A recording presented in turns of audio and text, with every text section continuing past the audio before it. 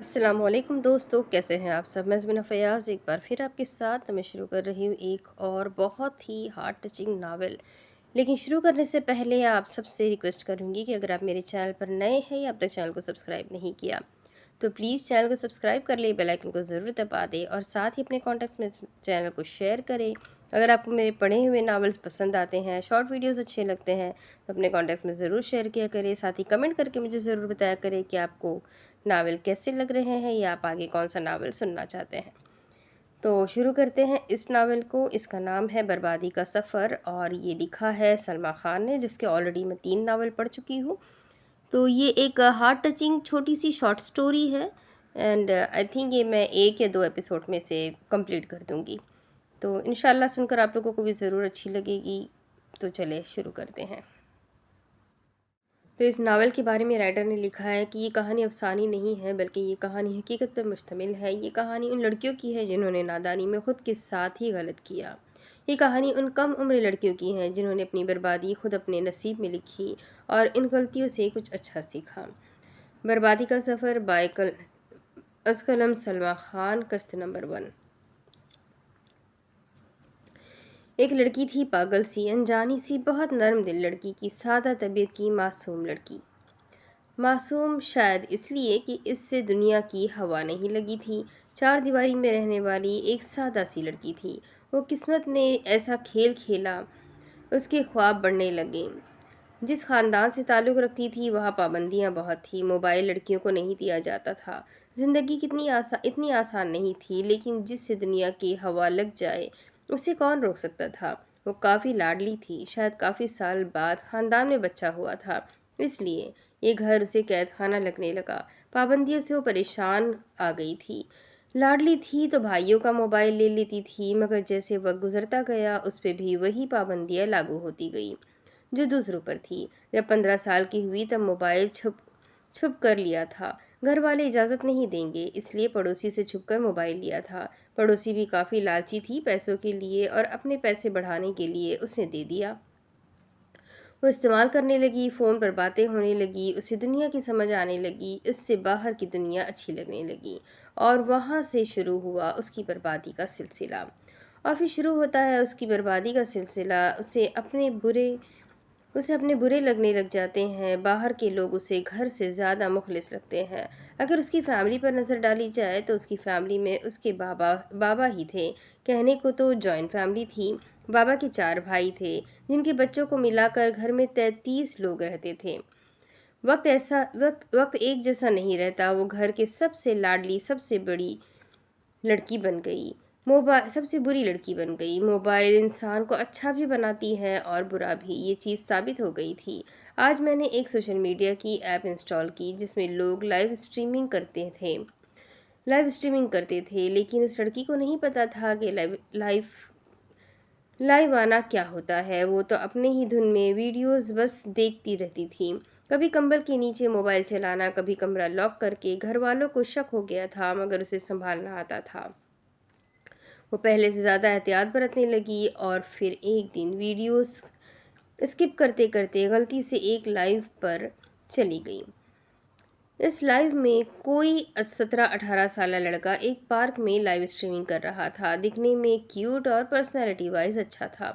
پٹھان تھا تو اچھا تو ہونا ہی تھا۔ نیچے اس سے چیٹ کا آپشن نظر آ رہا تھا۔ اسے لگا کہ یہ سمپل سا آپشن ہوگا، کوئی میسج نہیں جائے گا، کیونکہ وہ بالکل موبائل سے ناآشنا تھی۔ اور جب اس نے السلام علیکم لکھا تو کچھ ہی دیر بعد اس لڑکے کا جواب آیا، وعلیکم السلام۔ ایک پل کے لیے تو وہ حیران رہ گئی اور اگلی بات اس نے کہی، کیسی ہیں آپ؟ اور سامنے سے جواب دیا گیا، ٹھیک الحمدللہ۔ آپ کہاں سے ہیں؟ لڑکے نے پوچھا۔ کراچی سے، لڑکی نے جواب دیا۔ آپ کہاں سے ہیں؟ اب کی بار لڑکی نے پوچھا۔ جیلم۔ باتوں کا سلسلہ بڑھتا گیا۔ کیا کرتے ہیں آپ؟ لڑکی کی طرف سے سوال آیا۔ میں بہت قریب فیملی سے تعلق رکھتا ہوں۔ پڑھائی تو زیادہ کر نہیں سکا، صرف 5ویں جماعت تک ہی پڑھا ہوں، پھر سعودیہ میں کام کرنے چلا گیا اور اب واپس آیا ہوں۔ اوہ اچھا، تو آپ کی عمر کیا ہے؟ لڑکی کی طرف سے سوال آیا۔ 17 سال۔ ماشاءاللہ، میری بھی یہی عمر ہے۔ آپ کیا کرتی ہیں؟ میں پڑھائی کر رہی ہوں۔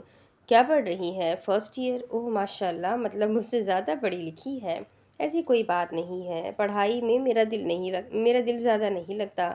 اور وہ لڑکی جو باہر کی دنیا سے انجان تھی، ایک لڑکے سے پہلی بار بات کر رہی تھی۔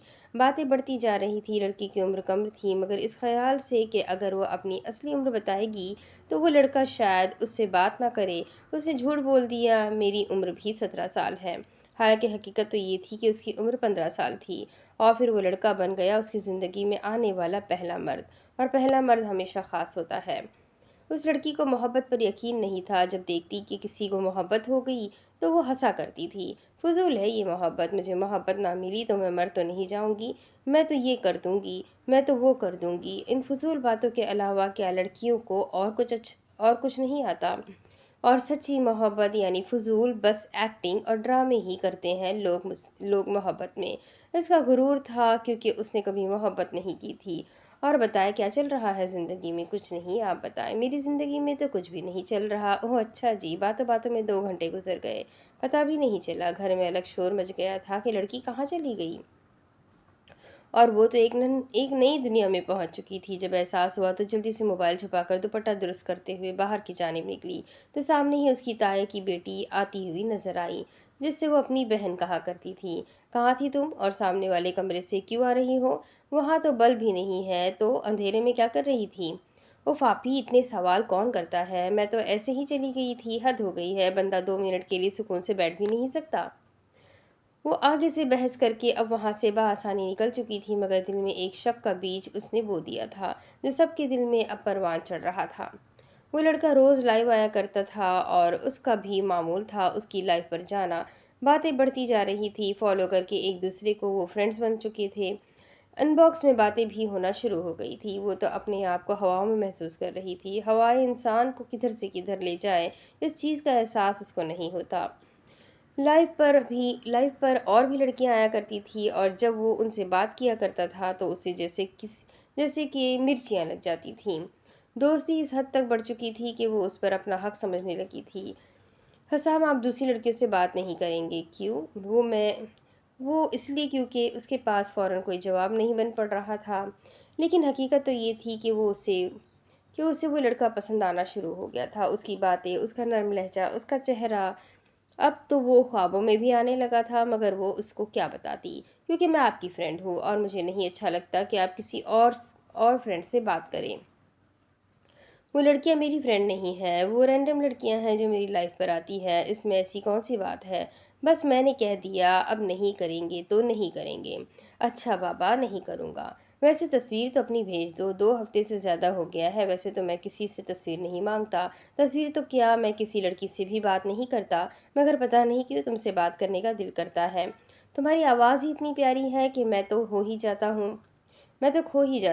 آج ذرا اپنی تصویر بھی بھیج دو۔ ایمان ہچکچائی، اب وہ اسے کیا بتاتی؟ وہ چھپ کے موبائل استعمال کرتی ہے، وہ اس کے بارے میں کیا سوچتا کہ وہ کس زمانے کی لڑکی ہے؟ اس کے گھر والوں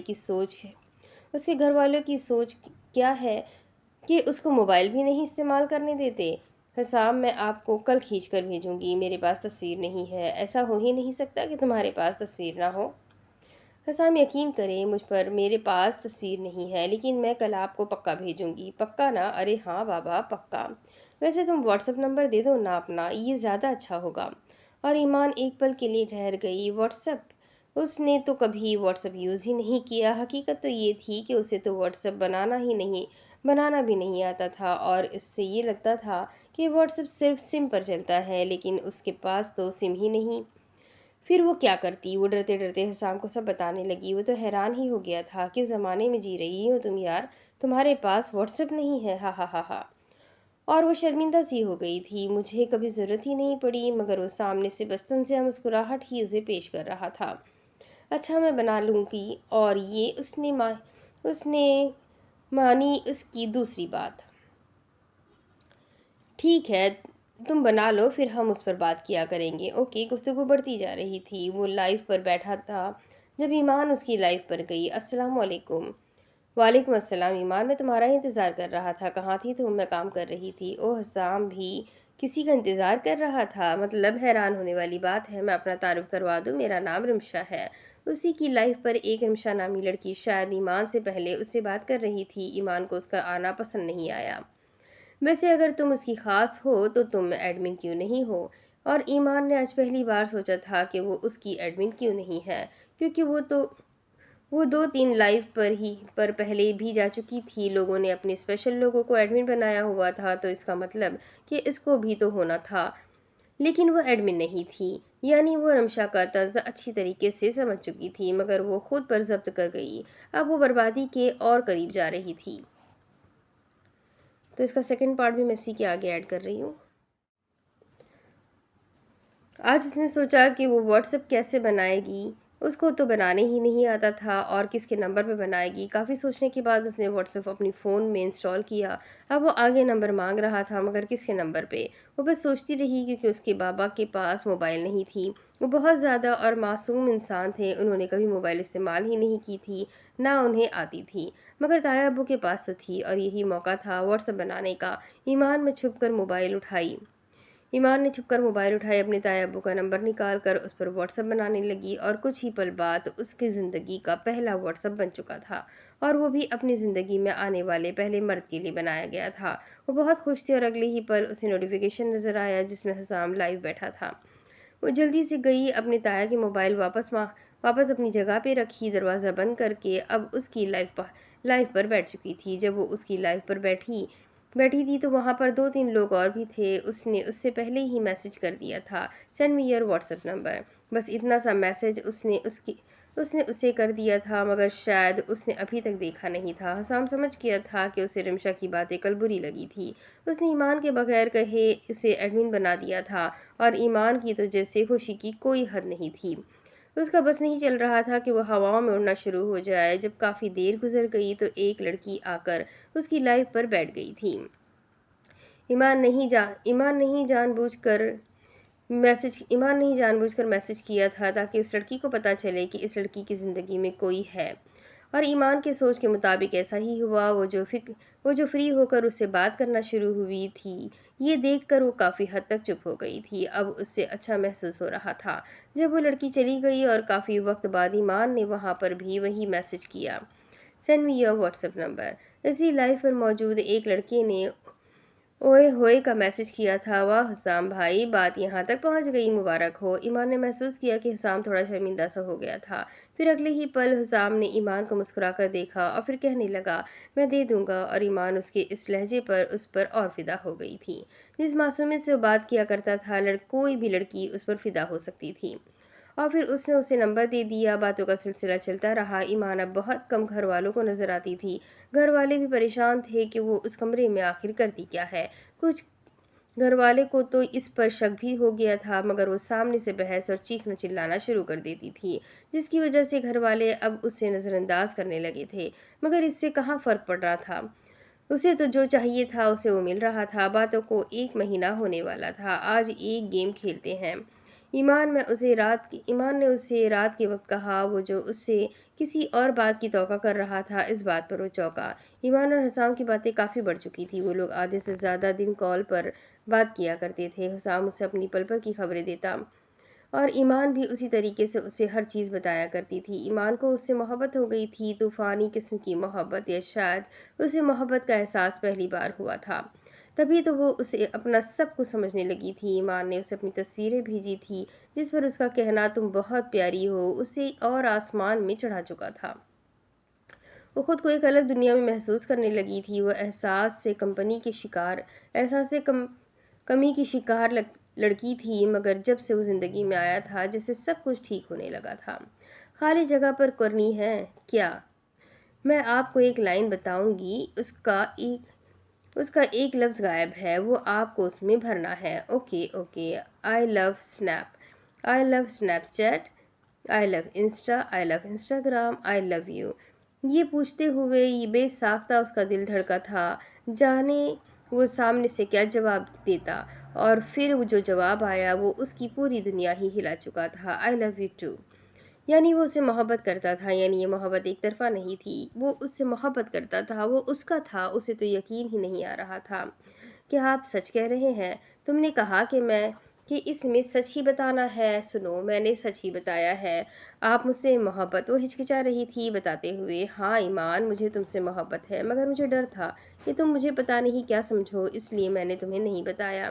اور آج ایمان کی دنیا مکمل ہوئی تھی۔ حسام، میں آپ سے بہت محبت کرتی ہوں، آپ میری زندگی میں آنے والے پہلے مرد ہیں، نہ میں آپ سے پہلے کسی سے بات کرتی تھی نہ کروں گی۔